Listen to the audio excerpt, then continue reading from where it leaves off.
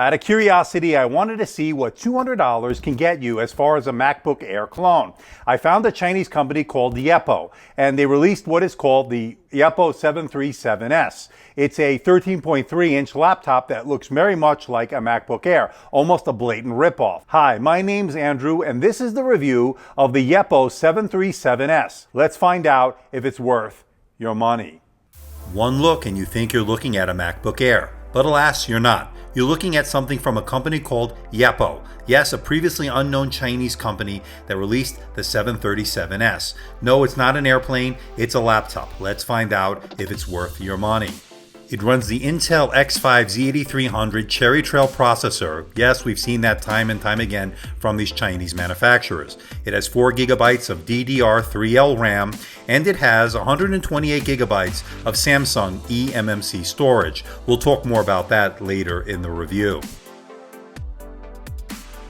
The Yepo 737s comes in at 2.75 pounds, is only 0.71 inches thick, and it has a very MacBook Air appearance. It looks like a blatant ripoff, to be honest.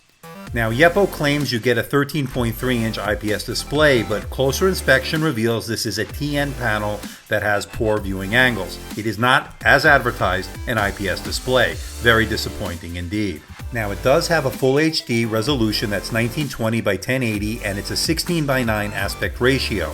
Overall, the display was a bit of a disappointment in the sense that I was expecting an IPS display and got a TN panel instead. One redeeming quality may be the fact that it has a matte display as opposed to a high glossy display. Some may prefer that. And I certainly wasn't crazy about its somewhat thick bezels. Again, something that I think they could have avoided. But we can't get around the fact that this is not an IPS display as advertised, so therefore I'm going to have to ding them on that. Now, I ordered the unit from gearbest.com. I'll put the link below to where you can find out more information and where you can buy it. Now, I did pay about $200 or so, and I did make the mistake of not choosing DHL as my shipping carrier. Instead, I chose Singapore Post, and I made a big mistake as it took almost a month to get to me. And as you can see, the packaging was not in the best of shape, and packaging overall was somewhat so-so, really nothing impressive. Opening the box, you're greeted by the Yepo 737 itself. Moving along, you also have some documentation in both English and in Chinese. At least we have the English, so that's good. And you have your power adapter. It's a DC adapter, and it charges 5 volts, 3 amps. It takes about 4 to 5 hours to go from 0% all the way to 100%. Now, I had high hopes that this would have USB 3.0. Unfortunately, only had USB 2.0 speeds. And to top it off, I was not able to use my Western Digital portable hard drive. But my Samsung T3 portable SSD drive did work, so you will be able to use SSD as opposed to portable hard drive. Now, it is good to see that it does have a full-size SD card slot, and it has another USB, again 2.0, not the 3.0, again disappointing. And it has a mini HDMI port so you can connect to a TV or a monitor. That's a nice touch. Now, it has a very nice sturdy hinge, and it also allows you to lie the screen almost flat to the surface, which is pretty good, and it allows you to get your best viewing angle. I wish more laptops would have this feature. I was, however, impressed with the keyboard in the sense that it did have good key travel. At 1.6 millimeters, it was comfortable to type on, and I was able to type with accuracy. Unfortunately, there's no backlighting, but again, at the $200 price point, I didn't expect it. Overall, good experience as far as the keyboard is concerned. But the trackpad, well, that's another story. It was disappointing to say the least. It did have a nice size to it, but it was plastic. It did have some clickiness to it, but 2-finger scrolling didn't work well, and you couldn't do Windows 10 gestures. Overall, a very disappointing experience in terms of the trackpad. Another lowlight of this device is its 0.3 megapixel webcam. It didn't do well in low light situations, and it looked a bit fuzzy and grainy. I guess it would be serviceable if you needed it in a pinch in terms of Skype and web conferencing, but overall, a loser.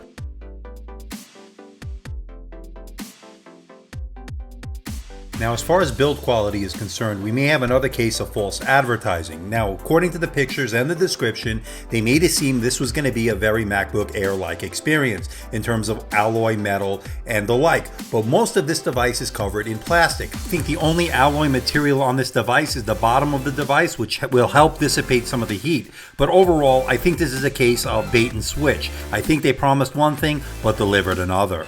Another letdown is the sound of this device. Without any speaker grills, I believe the speakers are located somewhere near the hinge, and the output was very disappointing to say the least. Now, this won't totally replace a dedicated fitness tracker, but this certainly does a good job and has been much improved.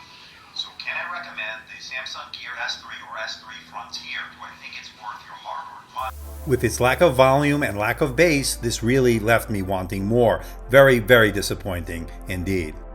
The Yepo 737s has Samsung eMMC storage. It's 128 gigabytes, but they did something very interesting. They partitioned it into two drives, one for the operating system and one for your storage. So if you ever have to do a clean install or wipe your drive, you'll still have all your documents and your files. Now, this is a Samsung eMMC, as we did state earlier, and as far as the speed is concerned, here's how it did on the Crystal Dismark scores. On the read, it did a 131.3, and on the write, it did 53.13. Somewhat pedestrian scores, somewhat what we would expect at this price point. On the Geekbench 4 test, it did a 2172 on the multi-core score. Again, pretty much expected. And it did a 6734 on the Octane 2.0 score. This is not a powerhouse. You could do very light gaming at best, and I forget about any video editing. Now, it does have Bluetooth, and it does use the Realtek wireless LAN 802.11n as far as Wi-Fi, and it worked fine with decent reception. Another major low point for this device was when I found out that Windows 10 was not activated and the key didn't work. Seems to me there's some shady business going on here. Shame on you, Yepo. Now, if there is a highlight of this device, it certainly is its battery life. It has an 8,000 milliampere battery, and on the AMD Tech battery rundown test, it did 12 hours of just web browsing. Now, you can do about 6 to 7 hours of mixed use. That's with Chrome, YouTube, and some light gaming. Overall, decent job on the battery. Good job, Yepo. So can I recommend the Yepo 737s? Is it worth your money? And the answer is no. Stay away from this device because there are too many compromises and there are too many things that are just a little bit shady in my opinion. First, here's what I do like. Now, the long battery life is definitely a plus. Its MacBook Air-like design looks nice from afar, and it does have a nice appearance.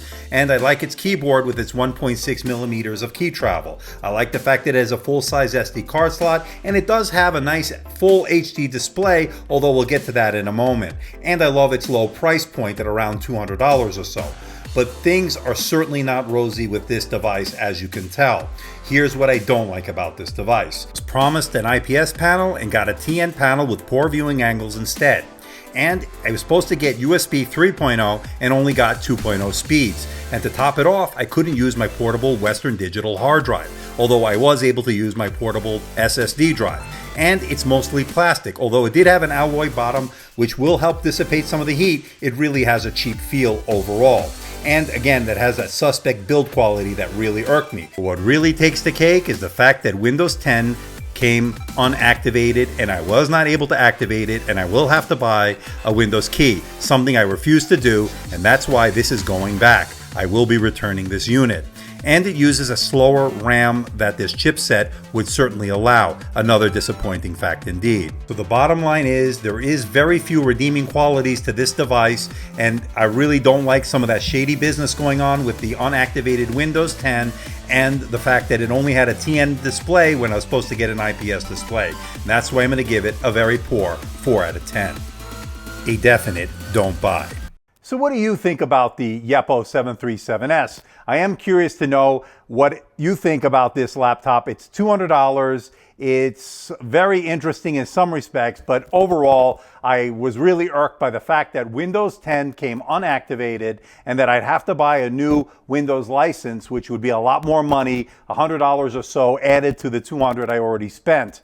And I don't like the fact that I was promised an IPS panel and was delivered a TN panel instead. I thought it was getting glossy screen and got a matte screen. Again, a lot lot of bait and switch, and I think a lot of shady business going on here. And that's why I would advise you stay away from Yepo, stay away from the 737s. A lot of shady business indeed. But I'm curious to know what you think. Leave a comment in the comment section below. Coming soon to AMD Tech is the unboxing and review of the Xiaomi Mi Mix. Again, it's that 6.4-inch proof of concept smartphone that Xiaomi recently released out of China. I have one on its way, and I should be having the unboxing and review up this week, so stay tuned for that. Also coming very soon is the next installment of our series, Is It Still Worth It?, where we take a look back at devices and technologies released over the past year or so to see how well it's held up over time, to see if it's still worth it today. And more importantly, has there been a significant price drop? So up next is the Dell XPS 15. It's quad-core CPU, it's the Skylake CPU, with a 4K display or UHD display, and it has a very fast SSD. A really good powerhouse device for Windows video laptop editing. And it's one of my favorite all-time Windows devices. So stay tuned for that coming very soon. So please hit the like button, please subscribe, please share this video. Don't forget to leave a comment in the comment section below. Let me know how I'm doing. Let me know if there's a device or something out there you think I should review. I'll try to make that happen. Don't forget to check us out on Facebook and on Twitter. And don't forget to check out our website at amdtechreviews.com for more information about some of the reviews we do here on this very channel. So until next time, this is Andrew from AMD Tech. See ya.